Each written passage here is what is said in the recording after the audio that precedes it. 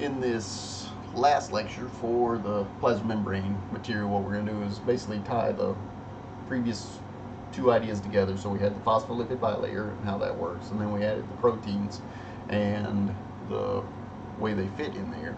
So if we put all that together, the best explanation that ties it all together is what's called the fluid mosaic model for phospholipid structure and function.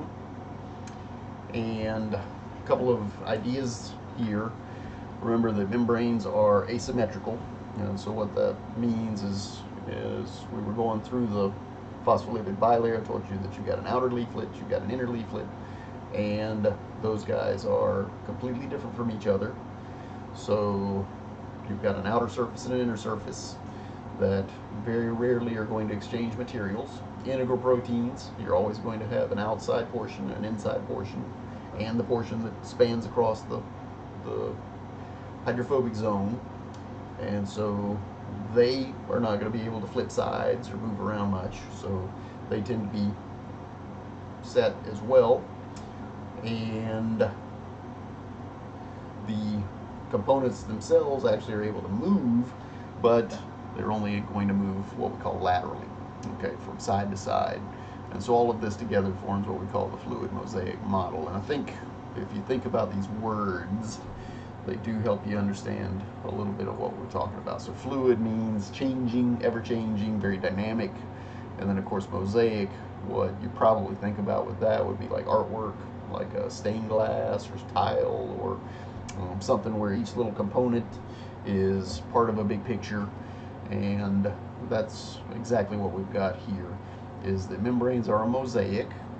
So they have a variety of components in them, proteins and phospholipids, because remember the phospholipids can have different kinds of head structures and fatty acid tails, and we can actually have the different proteins, some are attached, we've got the different sugars that are showing.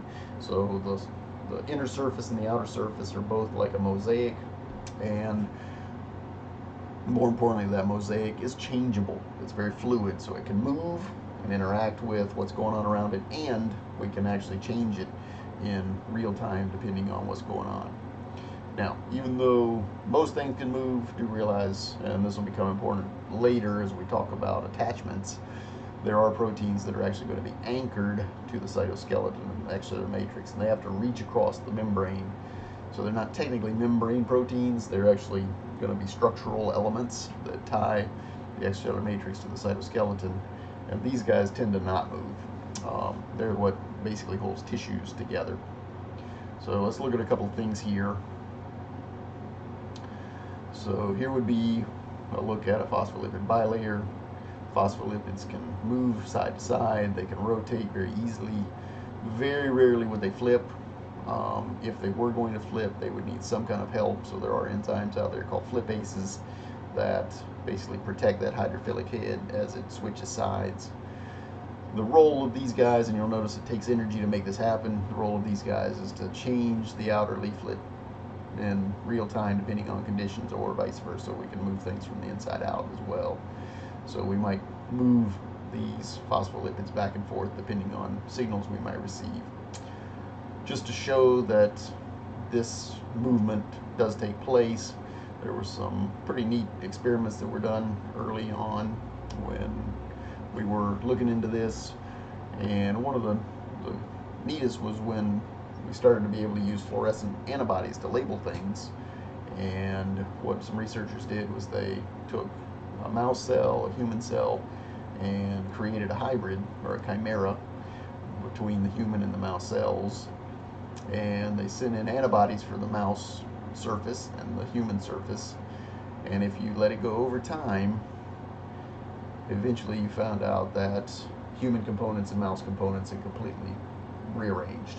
So when the fusion took place, all of these components, and it was probably proteins that they were after because we're talking about antibodies, those proteins were able to move laterally throughout the surface, so that we ended up with a true chimera where all the mouse and human components had mixed and mingled. And then here would be just an illustration. I want to show it here. We'll talk about these components in their own right. but you do have these proteins that are found in the membrane that are going to basically link the extracellular matrix fibers or network to the internal cytoskeletal network. So these guys tend to not move much because they'll be anchored on either side. So we'll talk about those a little bit more as we talk about the cytoskeleton and the extracellular matrix, but they too will interact across the surface as well. Now, as far as membrane functions go, we'll just summarize them here because obviously as we go through the course you'll see lots of specific examples of how cells do these things, and the important ones for us are going to be transport in maintaining, again, that steady state or homeostasis within the concentrations of things. We want to bring resources in, we want to keep our energy levels high, we've got to keep things inside that we need inside, and anything that's waste, we want to get rid of it. So all of that's going to involve transport mechanisms across the surface. Cell signaling, of course, is how we're going to communicate with the cells around us. We're going to interact with each other, and we'll interact with the extracellular matrix that gets built.